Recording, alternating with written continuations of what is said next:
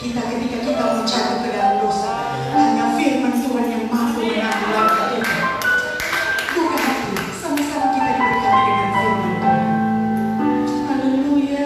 Terima kasih.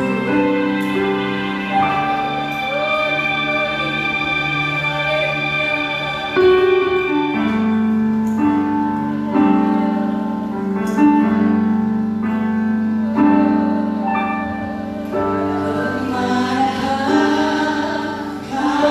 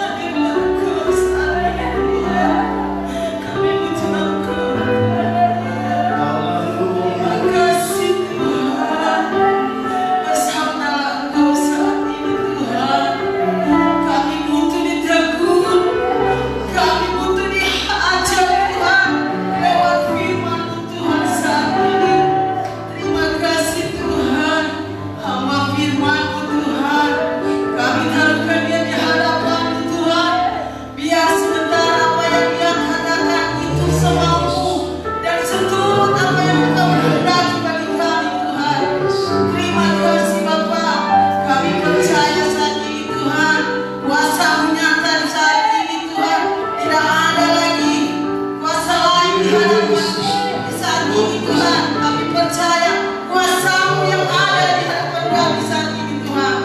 Berfirman-Engkau Tuhan lewat hamba firman-Mu, dan kami mau sambut firman-Mu hanya di dalam nama Tuhan Yesus. Kami sudah siap mendengar firman-Mu. Haleluya, haleluya. Amin. Amin.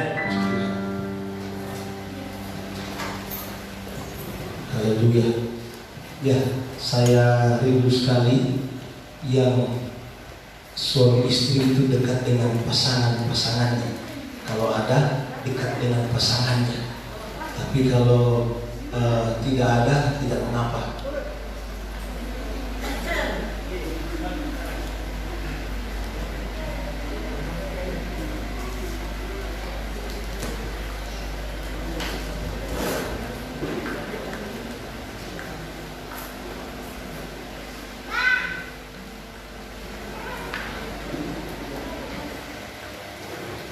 Ya, puji Tuhan.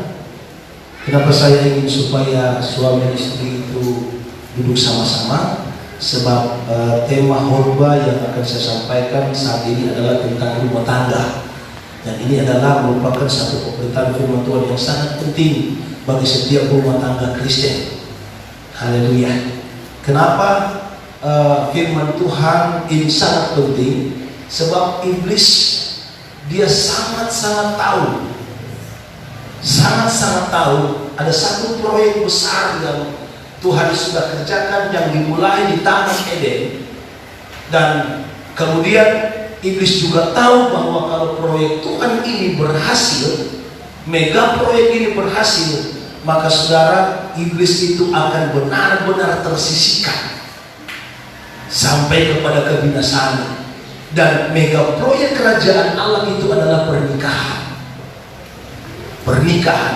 Nah, karena iblis tahu bahwa pernikahan ini adalah mega proyeknya Tuhan, maka iblis mencoba untuk merusak rencana Allah yang sangat luar biasa ini. Sehingga terjadilah pada waktu manusia di Taman Eden pencobaan iblis kepada mereka, dan pada akhirnya kemudian manusia jatuh dalam dosa dan diusir dari Taman Eden. Haleluya. Tetapi Allah tidak kehilangan rencana. Sebab firman Tuhan berkata bahwa tidak ada rencana Allah yang akan gagal. Makanya saudara, rancangan Tuhan itu berlangsung secara terus-menerus. Haleluya. Sampai kemudian Yesus Kristus datang untuk menjadi penebus setiap dosa-dosa manusia dan memperbaiki hubungan itu. Makanya bukan cuma suami istri yang dengarkan ini secara baik-baik, tapi nona-nona, nyong-nyong, tolong dengarkan ini baik-baik. Haleluya.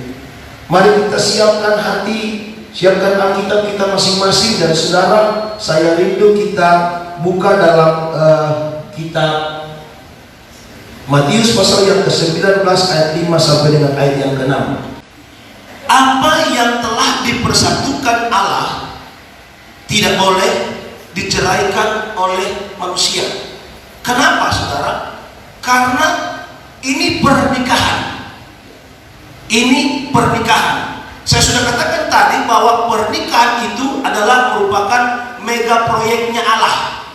Makanya dikatakan di sini, apa yang telah dipersatukan oleh Allah, sehingga yang tadinya dua orang menjadi satu. Nanti saya jelaskan kenapa yang DP sama dengan pakai rok. Nanti saya tulis di sini laki-laki, tapi laki-laki sama perempuan sama dengan perempuan. Nanti saya jelaskan sebentar ya. Oke. Ya. Jadi firman Tuhan katakan apa yang telah dipersatukan oleh Allah, sehingga ini adalah merupakan konsep Allah. Ini konsep Allah ya. Perhatikan konsep Allah, dan tidak ada satupun sekecil apapun intervensi manusia. Makanya dia katakan, sebab apa yang sudah dipersatukan oleh Allah atau apa yang sudah dimulai dengan konsep Allah jangan diakhiri dengan konsep manusia atau diceraikan oleh manusia. Sampai di sini Anda bisa mengerti? Amin. Ya. Apa yang sudah dikonsepkan Allah jangan dicampur dengan konsep manusia, karena perceraian itu bukanlah konsep Allah melainkan konsep manusia. Haleluya. Oke, kalau begitu, apa arti dari pernikahan? Saudara, kalau saya hanya katakan secara gamblang, pernikahan yaitu suatu proyek Allah untuk mempersatukan dua insan yang berbeda satu sama lain. Tapi ada beberapa tanggapan tentang pernikahan dari beberapa orang yang merupakan pakar-pakar tentang pernikahan. Ya, mereka adalah konselor-konselor tentang pernikahan. Yang satu bernama Wayne Otis, seorang profesor di Southern Baptist Theological Seminary.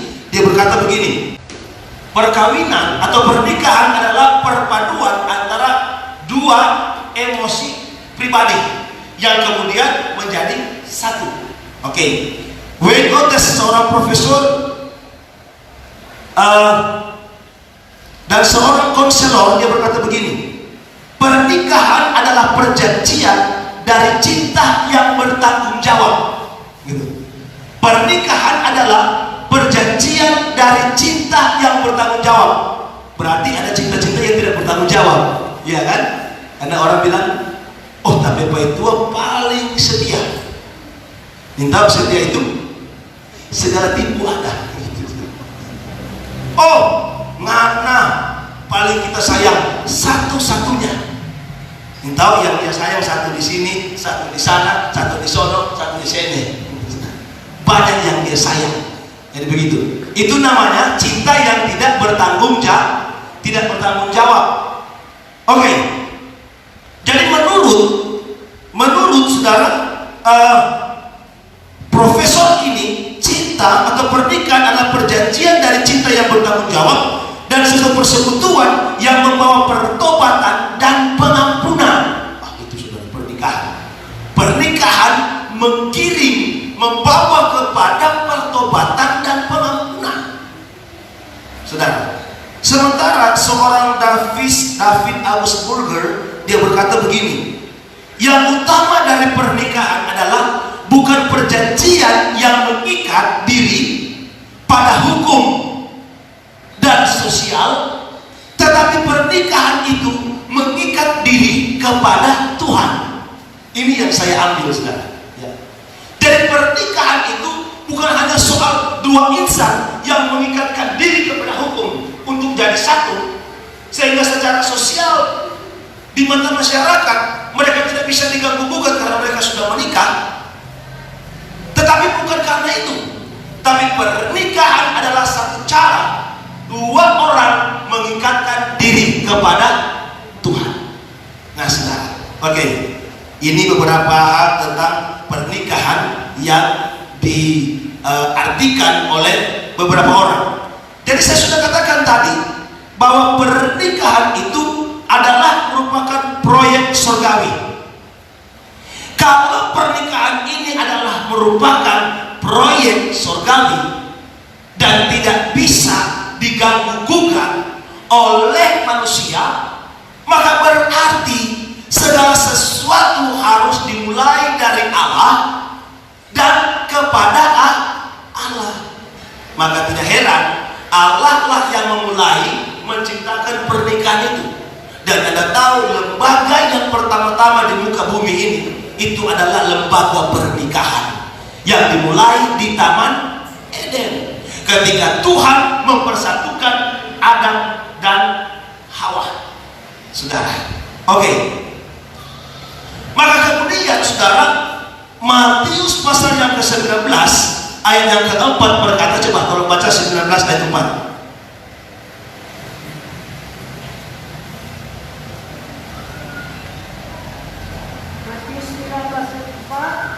Jawab Yesus, tidakkah kamu baca bahwa Ia yang menciptakan manusia sejak semula menjadikan mereka laki-laki dan perempuan? Iya. Mega proyek ini dimulai dari mega proyek pernikahan satu laki-laki dengan satu perempuan, bukan satu laki-laki dengan satu laki-laki. Nah ini saudara ya. Atau satu perempuan dengan satu perempuan. Satu laki-laki tambah satu laki-laki yang dikenal dengan istilah jeruk makan jeruk, maka itu proyeknya iblis, bukan proyeknya Tuhan. Laki-laki suka laki-laki, perempuan suka perempuan, itu proyeknya iblis, bukan proyeknya Tuhan. Amin. Karena proyeknya Tuhan adalah laki-laki harus bersatu dengan perempuan. Haleluya. Nah, lalu kemudian saudara, ketika konsep Allah ini dimulai, maka muncullah ide Allah dalam kitab Kejadian pasal yang kedua ayat 18. Coba baca. Kejadian pasal yang kedua ayat yang ke-18. Tolong baca. Ayat 18 firman Tuhan. Tuhan Allah berfirman, tidak baik kalau manusia itu seorang diri saja. Aku akan menjadikan penolong baginya yang sepadan dengan dia. Aku akan mencari penolong, memberikan penolong yang lain kepada dia yang sepadan dengan dia. Terus baca. Lalu Tuhan Allah membentuk dari tanah segala binatang hutan dan segala burung di udara. Perhatikan saudara, ini setelah Adam diciptakan ya. Setelah Adam diciptakan, lalu waktu Adam diciptakan, Tuhan ciptakan burung-burung, hewan-hewan dan segala macam yang indah-indah. Terus Dibawanyalah semuanya itu kepada manusia itu dibawanyalah kepada manusia semua itu untuk melihat bagaimana ia menamainya, dan seperti nama yang diberikan manusia itu kepada tiap-tiap makhluk yang hidup, demikianlah nanti nama makhluk itu. Terus Manusia itu memberi nama kepada segala ternak, kepada burung-burung di udara, dan kepada segala binatang hutan, tetapi baginya sendiri dia tidak menemukan penolong yang sama pada. Istilahnya begitu sekarang. Sepadan itu berarti sama pada, sepadan, seimbang, sama padan dengan dia. Terus lalu Tuhan Allah membuat manusia itu tidur nyenyak. Ketika dia tidur, Tuhan Allah mengambil salah satu rusuk daripadanya. Tuhan ambil rusuknya Adam waktu Adam minta sono, lalu menutup tempat itu dengan daging. dia tutup dengan daging. Dan dari rusuk yang diambil Tuhan Allah dari manusia itu, dibangunnya seorang perempuan. Dibangunnya seorang perempuan baru. Lalu dibawanya kepada manusia itu. Lalu berkatalah manusia itu, inilah dia, tulang dari tulangku dan daging dari dagingku. Ia akan dinamai perempuan sebab ia diambil dari laki-laki. Iya, saudara. Maka kemudian dalam Kejadian pasal 18 2 ayat 18 sampai dengan 28, saudara akan mendapati di situ hal yang sangat luar biasa, karena setelah Tuhan menafasi Adam dibuat tertidur, dari rusuk Adam diambillah, maka kemudian dibentuklah Hawa.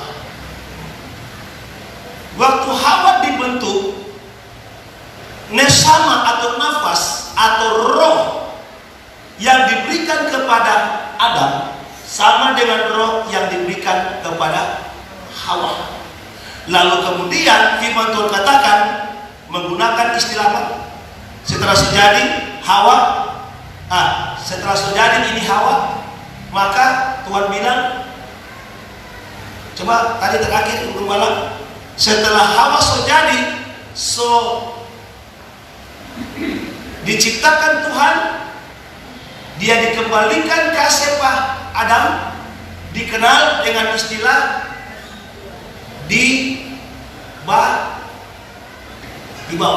Coba perhatikan tadi. Apa dia bilang tadi? Coba baca ulang tadi. Lalu berkatalah manusia itu. Enggak. Coba cari kata di bawah itu. Ayat berapa? Dibawanya kepada manusia itu, dan dari rusuk yang diambil Tuhan Allah dari manusia itu dibangunnya seorang perempuan, lalu dibawanya kepada manusia itu. Kata dibawa di sini dalam bahasa Ibrani dia menggunakan kata bo. Nah, kata bo ini saudara, ini berarti membawa atau berkumpul. Jadi Tuhan bawa Pak Hawa kumpul dengan Adam jadi satu. Nah, kata kumpul di sini berkumpul atau menggunakan kata memberikan. Tapi dalam terjemahan bahasa Greka, kata membawa ini dia pakai begini: dipimpin kepada atau memimpin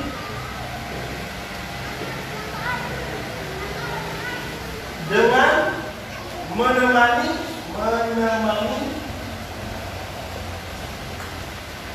ke suatu tempat. Oke, saya jelaskan ini. Jadi caranya Tuhan kemudian membawa Hawa kepada Adam itu menggunakan kata membawa berkumpul atau memberikannya kepada Adam dengan satu sifat. Hawa dipimpin dengan ditemani untuk menuju kepada Adam. Jadi prosesnya seperti itu. Jadi seorang wanita, seorang perempuan apabila dia akan dipersatukan oleh Allah dengan seorang laki-laki, maka sifatnya dipergunakan seperti ini. Perempuan itu harus dipimpin oleh Allah untuk ke suatu tempat, di mana suatu tempat ini menuju kepada jodoh.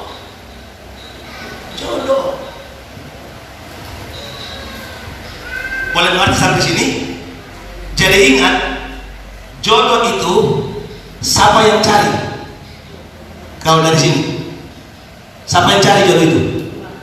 Tuhan. Jadi ingat ya, laki-laki yang ada di sini, Anda pejodoh, Tuhan yang cari. Kalau Anda bilang kontrol mau bawa dia Anda, sudah itu Tuhan diatur Pak. Tetap mau nih udah apa? Karena masalah jodoh sama seperti Hawa. Hawa itu dibawa Tuhan kepada Adam, bukan Hawa masoso datang ke Adam, yang orang kenal dengan istilah rumpuh cari kuda. Ya. Rumpuh cari kuda. Tidak, tapi ternyata Tuhan bawa Hawa datang kepada Adam. Karena inilah konsep persatuan itu. Dan otomatis ketika Tuhan membawa seseorang untuk dijodohkan dengan yang lain, maka sistem Tuhan adalah membawa seseorang dari gelap menuju kepada terang. Makanya saudara, nyandak mungkin kalau Tuhan menuntun Pak Hawa untuk menemukan Adamnya, maka Tuhan tuntun Hawa masuk di kusu-kusu, bakuda paling Adam. Nyandak mungkin. Nyandak mungkin Tuhan menuntun Hawa masuk di rumah kosong, bakuda paling Adam. Nyandak mungkin Tuhan menuntun Pak Hawa masuk di tanpa gelap, bakuda dengan Adam di situ, kok bersatu menjadi satu daging. Tidak ada. Tuhan selamanya menuntun jodoh seseorang ke tempat-tempat yang terang. Kenapa bisa seperti itu, saudara? Karena di sini ada yang dinamakan dengan konsep ilahi. Konsep ilahinya di sini adalah karena Tuhan yang memberikan Adam, dari Adam menghasilkan Hawa, maka ketiganya menghasilkan hubungan yang satu. Tuhan Adam, Hawa. Dan ini berbicara tentang hubungan. Kalau saya bisa gambarkan hubungan ini seperti Tuhan punya kedua tangan. Tangan kanannya memegang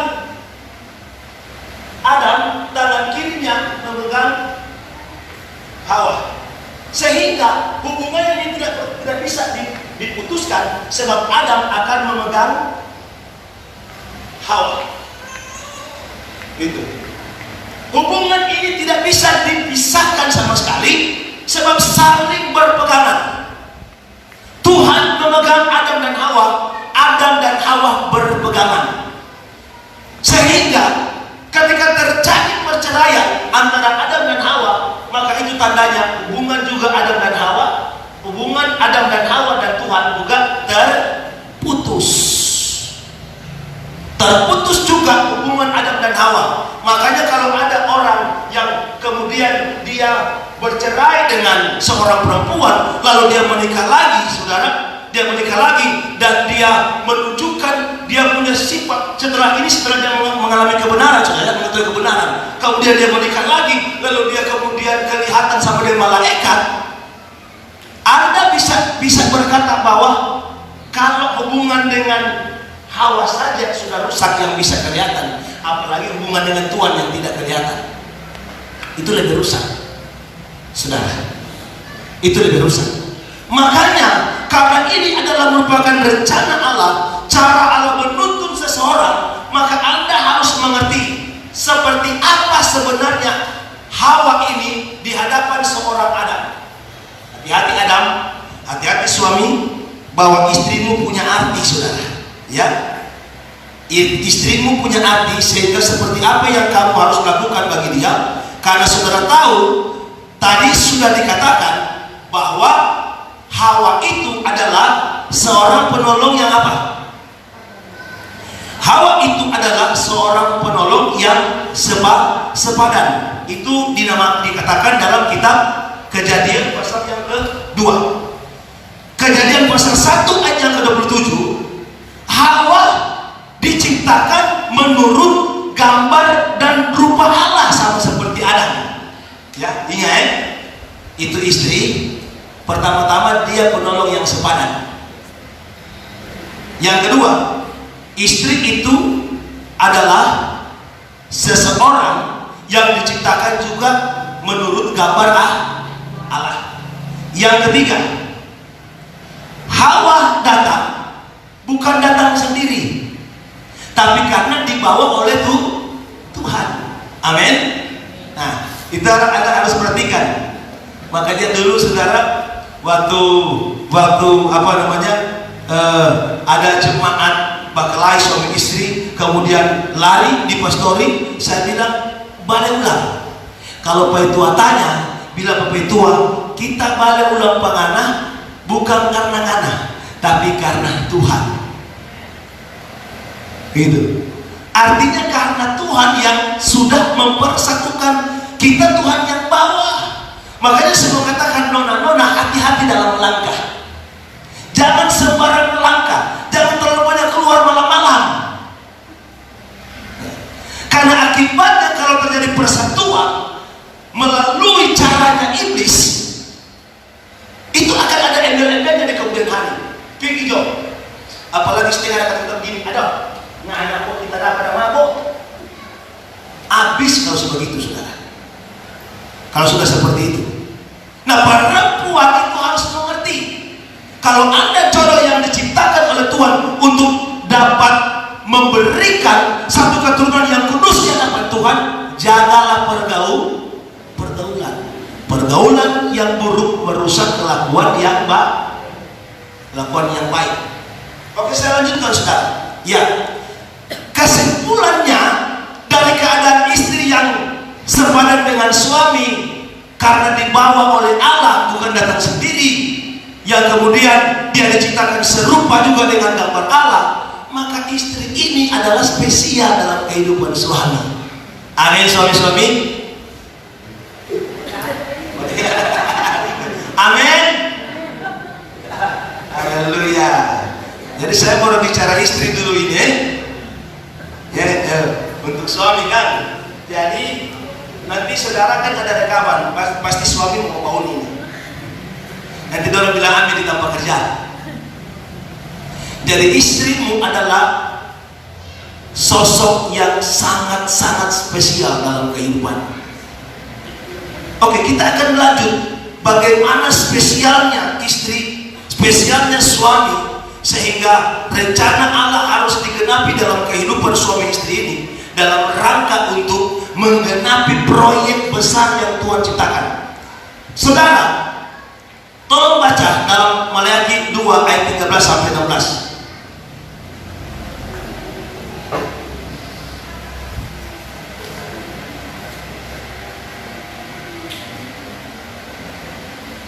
Maleakhi pasal 2 ayat 13 sampai 16.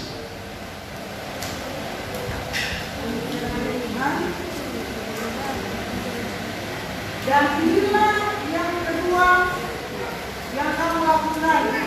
Kamu menutupi mesbah Tuhan dengan air mata, dengan tangisan. Kamu menutupi mesbah Tuhan dengan air mata, dengan tangisan. Ini seseorang yang datang kepada Tuhan sambil menangis di mesbah. Oh haleluya, oh Tuhan. Terus? Dan rintihan oleh karena ia tidak lagi berpaling kepada persembahan dan tidak berkenan menerimanya dari tangan. Karena persembahannya ini sudah ditolak oleh Tuhan. Terus? Dan kamu bertanya oleh karena apa? Kenapa Tuhan sudah tidak mendengar kita berdoa? Oleh sebab Tuhan telah menjadi saksi antara engkau dan istri masa mudamu yang kepadanya engkau telah tidak setia, padahal dalam teman sekutumu dan istrimu seperjanjianmu. Bukankah Allah yang besar menjadikan mereka daging dan roh? Dan apakah yang dikehendaki kesatuan itu? Keturunan ilahi. Jadi jagalah dirimu dan janganlah orang tidak setia terhadap istri dari masa mudanya. Dan apakah yang dikehendaki kesatuan itu? Keturunan ilahi. Jadi yang Allah kehendaki dari kesatuan ini, maka Adam dan Hawa ketika menjadi satu, Adam dan Hawa akan menurunkan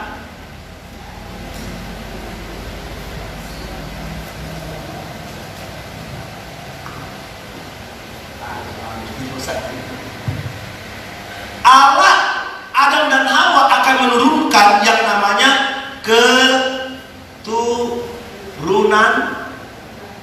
ilahi. Oh haleluya. Dari rencana Allah dari persatuan ini, maka akan melahirkan keturunan ilahi. Kok bisa dia melahirkan keturunan ilahi? Bisa, karena prosesnya seperti ini. Tuhan yang menciptakan Adam di Taman Eden dalam kekudusannya, maka Adam hidup kudus dengan roh Allah, hidup dalam kesempurnaan di Taman Eden bersama-sama dengan Hawa. Tetapi pada waktu Allah memberkati Adam dan Hawa, maka Adam dan Hawa diperintahkan untuk berkembang biak. Anda tahu kondisi mereka berdua ketika mereka berdua berada di Eden, mereka berdua dalam keadaan yang sempurna.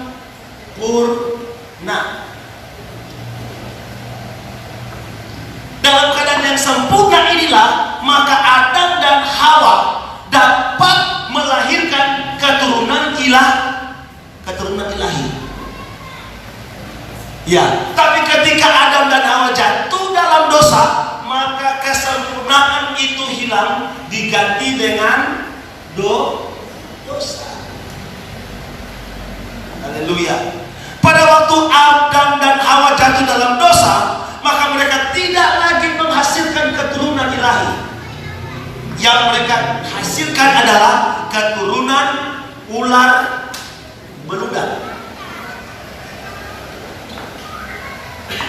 Coba Anda baca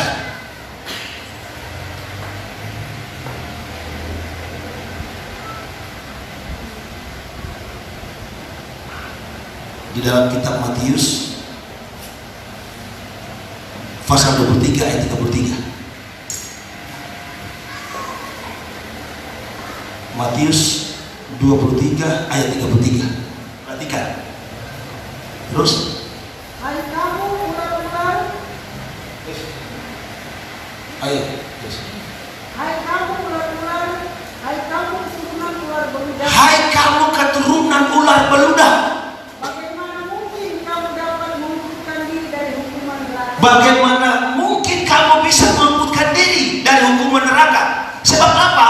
Pada waktu Adam dan Hawa jatuh dalam dosa, maka hubungan mereka dengan Tuhan terputus. Waktu hubungan mereka dengan Tuhan terputus, maka yang lain sekarang turunan ular beludak. Yang lain turunan ular beludak, saudara. Jadi pada artinya kenapa mereka jatuh dalam dosa? Ada yang tahu ceritanya? Kenapa mereka jatuh dalam dosa? Karena mereka makan buah terlarang. Siapa yang suruh orang makan?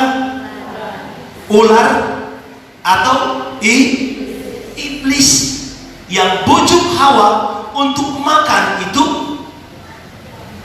buah pengetahuan yang baik dan jahat. Sebenarnya ini adalah bagian daripada rekayasa perceraian yang iblis ingin lakukan kepada manusia.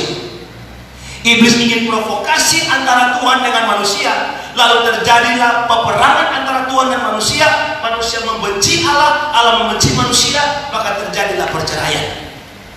Ya, sehingga ketika godaan iblis ini berhasil, maka hubungan antara Adam, Hawa dengan Tuhan terputus. Hampir juga hubungan antara Hawa dan Adam putus. Kenapa? Karena Adam dan Hawa suka kutuduh. Adam bilang begini, Tuhan, ini perempuan ini yang Tuhan kasih ke kita, dia ada penyebab. Mungkin Hawa bilang, kenapa nggak bikin salah ke kita? Bukan kita salah, itu gara-gara Anda sebenarnya begitu. Coba kalau Anda bikin lebih dulu, kita aja kamu baking. Akhirnya Hawa bilang begini, mari itu iblis salah apa ini ular Tuhan, dia yang bikin kita jatuh dalam dosa. Makanya kemudian Tuhan mengusir mereka kedua-dua dengan apa? Menyampaikan apa? Kutuk. Pada waktu mereka jadi di Taman Eden disatukan oleh Tuhan, justru yang keluar dari mulut Allah itu apa? Berkat. Berkat ini hanya dikhususkan untuk keturunan ilahi. Amin. Haleluya. Tapi ketika manusia itu dalam dosa, yang keluar dari mulut Allah itu adalah kutuk. Maka lahirlah keturunan beludak. Sehingga ketika Yohanes Pembaptis datang untuk membuka jalan bagi kedatangan Yesus Kristus, datanglah ahli-ahli Taurat, orang-orang Farisi. Lalu kemudian Yohanes memberitakan kabar pertobatan kepada mereka. Berilah dirimu dibaptis untuk pengampunan dosamu. Maka baik ahli-ahli Taurat, orang-orang Farisi datang di sungai Yordan. Ular-ular beludak ini kemudian dibaptis. Karena sebelumnya Tuhan bilang mereka akan masuk pada muka Allah. Maka pada akhirnya mereka masuk di sungai Yordan. Lalu kemudian di situ mereka dibaptis. Pada waktu mereka dibaptis di sungai Yordan, maka label keturunan ular beludak dihapuskan. Terjadilah yang namanya pengudusan di dalam darah Kristus. Apakah keturunan ular beludak ini masih ada sampai sekarang ini? Saya mau tanya kepada saudara yang sudah mendengar sebagian daripada khotbah ini, saya mau tanya, masih ada nggak keturunan ular beludak sampai saat ini? Saya mau tanya, ada nggak? Ya, yang bilang ada masih pada angkat tangan. Ya, masih ada. mereka yang tidak mengalami lahir baru. Itulah yang dinamakan dengan keturunan ular beludak. Keras ya? Tapi ini bukan saya, ini firman Tuhan. Ini firman Tuhan. Makanya hati-hati, Anda yang sudah ada di gereja pertobatan, yang sudah mengerti kebenaran firman Tuhan, yang sudah mendengar firman Tuhan ini tentang masalah perceraian. Perceraian itu bukan hanya putusnya hubungan kedua mempelai, pasangan suami istri, tapi putusnya hubungan suami istri dengan Tuhan. Anda hidup dalam perceraian, Anda hidup dalam persinahan selama-lamanya. Itu firman Tuhan. Ya, makanya saya katakan, pertahankan pernikahan Anda serumit apapun. Pertahankan pernikahan Anda. Apalagi Anda yang sudah mengerti kebenaran firman Tuhan, Anda yang sudah mengalami lahir baru, Anda yang sudah mengalami lahir baru, Anda yang sudah bertobat, Anda yang sudah dibaptis, Anda kemudian menikah, yang keluar dari mulut Allah itu adalah berkat. Tapi ketika Anda kembali ke masa lalu, terjadinya perceraian, Anda mau menyalibkan Tuhan yang kedua kali bagi hidupmu untuk mulai baru kemudian. Tidak ada lagi kesempatan untuk seperti itu, saudara. Makanya Allah firman Tuhan katakan, Allah membenci perceraian. Kalau Anda sudah dari berkati, kenapa? Karena ketika Anda sudah dari berkati di sini, ketika diucapkan berkat kepada Anda, waktu Tuhan berkati Adam dan Hawa, diberkati. Maka ketika Adam dan Hawa keluar, saudara, kalau Adam berbudak pada orang lain, Hawa berbudak pada orang lain, kau berkat mana yang kamu kasih? Hanya ada satu berkat. Makanya waktu Esau dan Yakub, kau berkat untuk Esau sudah diterima oleh Yakub. Esau datang, Bapak berkati aku. Ishak bilang, soalnya ada anakku, berkat kasih ke Yakub. Masa karena ada apa kita biar cuma sedikit? Soalnya ada.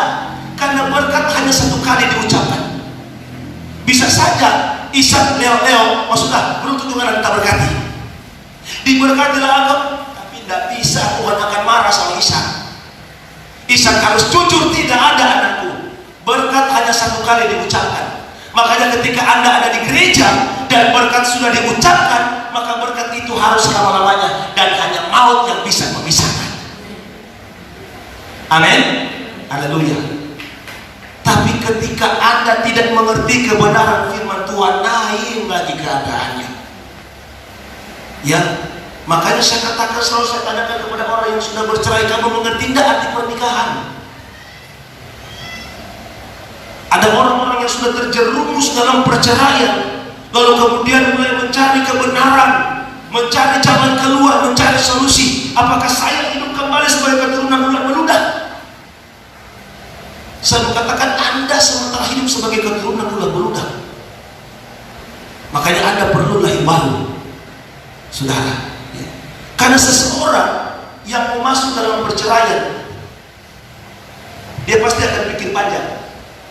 Ada seorang yang suka perceraian, yang ada orang yang suka perceraian. Betul tuh? Amin. Yang ada. Pengadilan pun yang notabene di sana itu tidak ada hukum agama, tetap mengedepankan namanya mediasi. Sebelum perceraian harus ada mediasi. Laki-laki perempuan dibawa untuk mediasi. Dibawa mediasi. Kalau sudah bisa mediasi, baru kemudian ikut persidangan untuk cerai. Toki keluar surat cerai. Seperti itu, saudara. Tapi kalau masih boleh diperbaiki, silakan untuk diperbaiki. Tapi kebanyakan karena orang-orang tidak mengerti apa arti pernikahan ini. Orang tidak tahu bahwa pernikahan itu adalah produk surgawi. Orang tidak tahu bahwa istrinya itu spesial dalam kehidupannya. Orang tidak tahu bahwa Adam itu, bahwa dia perempuan diambil dari rusuk Adam. Dia kurang memahami tentang pernikahan. Dia tidak tahu bahwa tujuan Allah dengan konsep pernikahan untuk melahirkan keturunan ilahi. Maka yang terjadi adalah timbullah perceraian. Saudara, Kalau saya bisa ilustrasikan, orang yang tidak mengerti perceraian itu sama dengan orang yang tinggal, yang berada di satu jalan.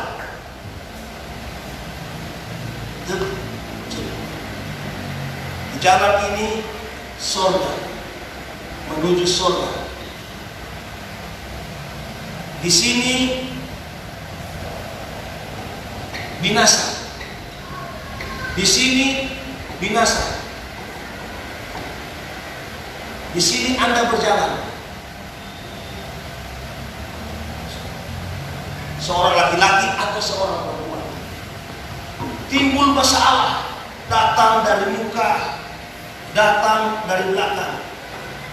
Masalah yang paling besar sekali datang dari istri. Kalau setengah istri lihat anak-anak sobelah, suami mulai terpojok, masalah itu datang. Persoalannya, ada suami yang tidak mengerti bahwa kalau dia melompat ke kanan, di kanan itu kebinasaan. Dia melompat ke kiri, di kiri itu kebinasaan. Persoalannya ada suami-suami yang merasa di sebelah kiri itu Inul Daratista, di sebelah kanan Luna Maya. Makanya ketika bakal suami istri dapat rasa kesukaan, dapat rasa setengah mati, dia bilang satu kali yang ada backing. Suami berasa setengah mati, suami berasa dilecehkan, berasa ada cocok, nyada cocok orang dua, nyada sama pandangan orang dua, berasa ada cocok. Suami bilang satu kali yang ada backing, karena dia kalau tidak Luna Maya dafo sama kita. Dia jadi buta, dia tahu itu bukan Luna Maya ada dafo, iblis ada dafo itu. Satu kali dengan anak bikin kesalahan, karena dia kalau banyak melompat pipa Inul Daratista. Padahal itu binasa. Tapi kalau seorang anak Tuhan tahu bahwa di kiri itu kebinasaan, di kanan itu kebinasaan, maka dia akan maju. Biar DP istri Siti Simbilikisin itu kurang bau asam sampai kuah asam, dan simpan 3 hari kulkas mati. Biar baku dalam baku asam, dia tahu, aduh, dia kurang berpikir. Kita buang ke kiri binasa, bawa ke kanan binasa. Lebih baik hadapi biar baku asam. Yang penting dua-dua berjalan ke surga. Amin. Tidak ada lagi alasan. Beda petampeleng, dapat laku. Pulangkan saja aku pada ibuku atau ayahku. Ibumu dan ayahmu itu namanya manusia yang coba intervensi rencana Allah. Ya, kalau ibumu dan ayahmu jadi pihak ketiga, itu namanya intervensi rencana Allah. Katakan kepada ibumu dan ayahmu, kalian bukanlah Allah yang harus berhak mengintervensi pernikahan kami. Amin. Haleluya. Ketika sudah menghadapi hal seperti itu, jalanilah hidupmu, saudara. Waktu Anda dapat jodoh, hai istri, memangnya itu jodoh itu dia, Anda ada Tuhan ada bawa di mana? Makanya nona-nona, kalau Anda pelangkah semua menuju bikusu-kusu, langsung cepat sadar darah Yesus, bukan Tuhan ada bawa ini. Iblis ada bawa ini. Cepat-cepat putar balik tuh langkah. Pulang cepat, karena itu caranya iblis. Ya, dalam ketika sokawin semenikah, kau mulai akhirnya dapat itu laki-laki asli. Hati-hati saudara, karena biasanya saudara itu orang kalau dia masih batona kan begitu. Sudah aku dapat dari bapak dan mama mantu kan, kalau kamu dapat mau tante kan, alim sekali, gitu. Oh, malam om, gimana? Mau tanya kalau ibu temu apa? Alim sekali itu saudara ya. Tapi lama-lama itu topeng luntur sendiri.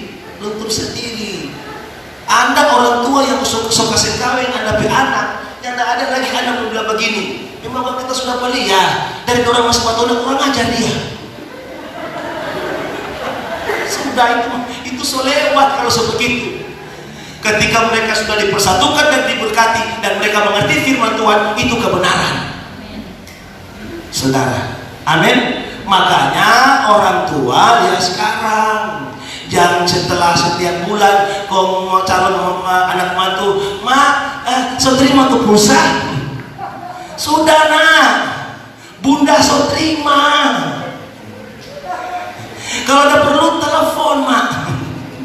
Sebagai mama kasihan, sebagai papa itu dulu tanya petu Tuhan yang punya rencana ini. Tuhan so ini tuh kita be anak be jodoh. Jangan serta kemudian kau serta kanan ate akan ke air dulu mama dulu kau anak-anak tuh air kau dia bantu itu ember di muka kurang ngajar kau memang tapi ada mantu ini dia so terlambat. Tidak boleh lagi jadi pihak ketiga, tidak boleh saudara ya, karena mereka diarahkan Tuhan untuk masuk menghasilkan keturunan-keturunan ilahi. Makanya ketika Anda yang sudah mengalami perceraian tanpa Anda mengerti kebenaran firman Tuhan, waktu Anda dilahirkan kembali, Anda lahir baru, maka dosa-dosa yang Anda lakukan itu diampuni. Haleluya. Seorang pendeta bisa memberkati 2 kali, maka yang untung orang yang punya doi.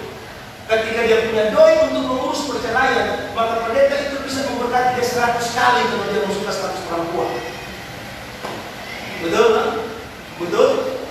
100 kali dia suka perempuan dari alasan yang cocok, alasan yang suka, alasan bikin kesalahan, alasan semua. Nah, orang kalau suka bisa, banyak alasan dia bisa dapat. Banyak alasan dia bisa dapat. Dan pendeta itu bisa jatuh dalam dosa dalam keadaan seperti itu. Jadi tidak boleh hubungan. Nah, saya bilang kalau Pak mau berluput dari dosa pertama dan dosa kedua itu, Pak harus lahir baru. Pak harus lahir baru. Pak harus hidup dengan kehidupan yang baru. Pak harus bertobat dengan kehidupan di mana pendeta? Firman Tuhan bilang, bertobatlah dan berilah dirimu dibaptis untuk pengampunan dosamu, maka engkau akan menerima karunia Roh Kudus.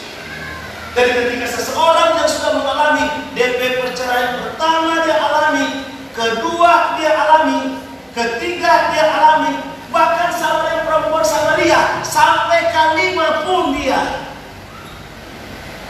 Tapi ketika dia lahir baru, semua ini dihapus.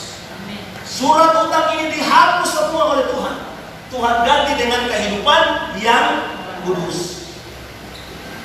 Haleluya. Amin. Beri kemuliaan bagi Tuhan Yesus dulu. Maka dengan demikian pernikahan Anda menjadi pernikahan yang kudus. Yang lama sudah berlalu, yang lalu sudah datang. Haleluya. Makanya jangan lagi di saat Anda sudah menerima kebenaran firman Tuhan, lalu ada hal-hal mengenai perceraian dan perpisahan. Tidak bisa. Coba Anda lihat ini. Ibrani 10 ayat 26. Tolong baca.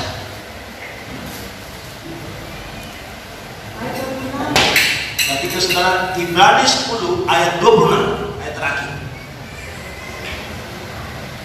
Sebab jika kita sengaja berbuat dosa, sesudah mempunyai apa? Pengetahuan berarti apa? Lahir baru. Terus maka tidak ada lagi korban untuk menghapus dosa. Tidak ada lagi korban untuk menghapus dosa.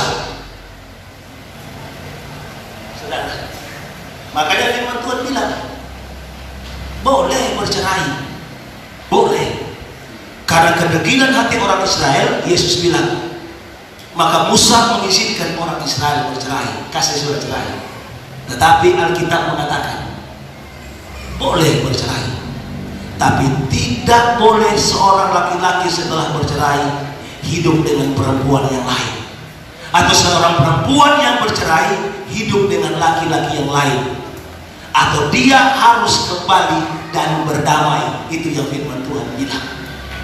Ya, Makanya saudara, teman-teman bilang lebih baik balik berdamai saja. Entah siapa yang mau lebih dulu mau berdamai, otomatis ada yang sudah mengerti firman Tuhan. Kalau perceraian itu sebenarnya tidak diizinkan oleh Allah, lebih baik jangan ada istilah perceraian. Amin. Silakan berkelahi. Ya, orang bilang itu pertengkaran itu sama dengan sayur, sama dengan garam, memperenak sayur. Kalau suami istrinya ada masalah, dia bilang seperti sayur tanpa garam. Tetap masalah itu ada. Suami istri itu pasti ada. Ya, masalah, bakal-bakal, hamil juga tuh istri. Bakal, dapat juga anak. Itu anak itu ternyata dihasilkan dari bakal. Gitu.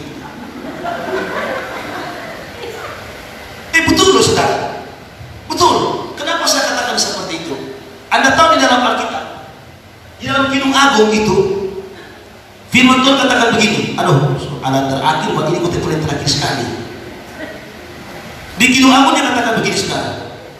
Baru saja aku meninggalkan mereka, kutemui jantung hatiku, kupegang dan tak kulepaskan dia, sampai kubawa dia ke rumah ibuku, ke kamar orang yang melahirkan aku.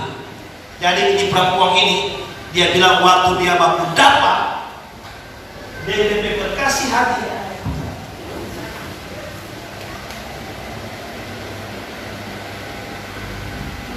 Waktu dia baku dapat, dia lebih berkasih hati. Ini perempuan, waktu dia baku dapat, dia lebih berkasih hati. Dia bawa kemana? Dia bawa kemana? Hah? Ke rumah orang tuaku. Kemana?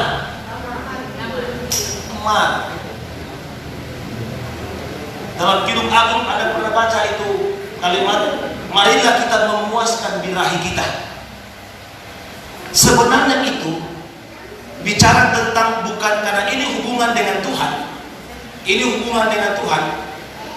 Maka hubungan ranjang itu berbicara tentang hubungan seks antara laki-laki dan perempuan. Tapi secara rohani itu berbicara tentang hadirat Tuhan. Makanya ketika suami istri itu bertengkar, maka kemudian terjadilah mediasi dua orang, entah siapa mereka dahulu mengalah. Biasanya kalau baku memaafkan, maka saudara yang giring menyelesaikan masalah di kamar. Kalau di ranjang tempat tidur itu berbicara tentang hadirat Allah. Kristus gambaran daripada laki-laki. Jemaat itu gambaran perempuan, gambaran daripada jemaat. Sehingga saudara memperbaiki hubungan jemaat dengan Kristus, caranya adalah dengan di dalam hadirat Allah. Waktu manusia, waktu anak Tuhan, waktu jemaat ingin dipulihkan hubungannya dengan Tuhan, maka dia harus masuk dalam hadirat Allah. Hadirat Allah ibarat ranjang. Waktu masuk dalam hadirat Allah, dia bersekutu dengan Tuhan. Dia harus mencapai klimaks dalam persekutuan itu. Dia harus sampai menangis di situ. Dia harus sampai mengerang di situ. Dia harus menikmati hal yang spesial di dalam ranjang hadirat Allah. Kalau dia sudah menikmatinya, baru dia keluar dengan kepuasan, karena dia benar-benar berhubungan dengan Tuhan. Amin. Demikian juga suami istri. Ketika terjadi masalah, maka ranjang adalah bagian daripada penyelesaian masalah itu. Ranjang adalah bagian daripada penyelesaian persoalan. Makanya Tuhan katakan kepada Adam dan Hawa, setelah Adam diberkati oleh Tuhan, Tuhan bilang kepada Adam, berbiaklah engkau, beranak cuculah engkau. Setelah Tuhan memberkati. Jadi jangan beranak cucu dulu, berkati dulu baru beranak cucu, hasilkan keturunan ilahi. Jadi seperti itu, saudara. Nah, ketika itu diimplementasikan dalam pengajaran ini tentang berkembang biak, nyanda heran kalau itu anak jaga jadi ketika ada perselisihan. Karena kalau terjadi perselisihan, ini boleh cuma sampai begini, maaf Kak, ini boleh saudara, sorry Kak,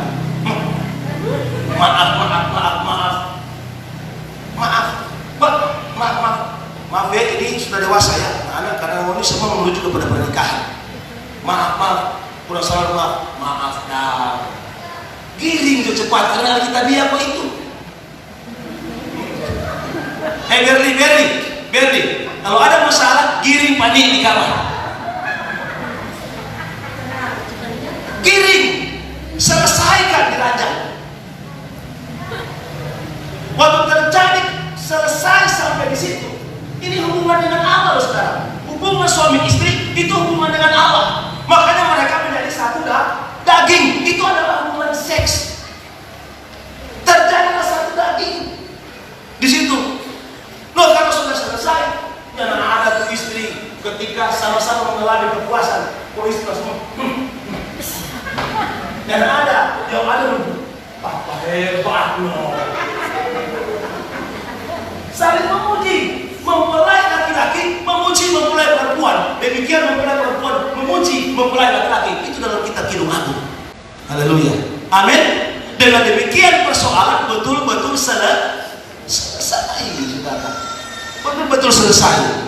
Maka dengan demikian, maka orang tidak akan mau ada perceraian dalam hidup ini.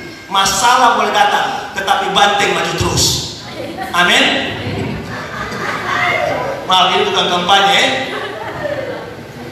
Persoalan boleh datang, banteng maju terus. Haleluya. Amin. Haleluya. Jangan ada perpisahan, jangan ada perceraian. Harus buku saya. Coba orang angkat itu lagu. Tenang, jangan merasa kehilangan. Siapa tahu Tuhan mau kirim dari teman. Kau semua bagus saya.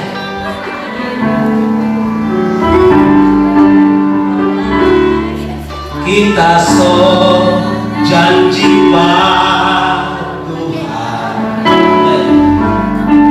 Kita sayang pada cepat.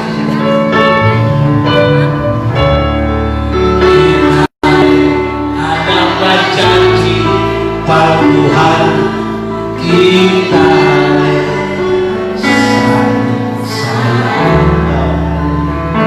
Amin. Tuhan bikin orang jadi satu. Mana coba suami di luar, coba masuk ke dalam dulu. Mana suami yang ada di luar masuk ke dalam.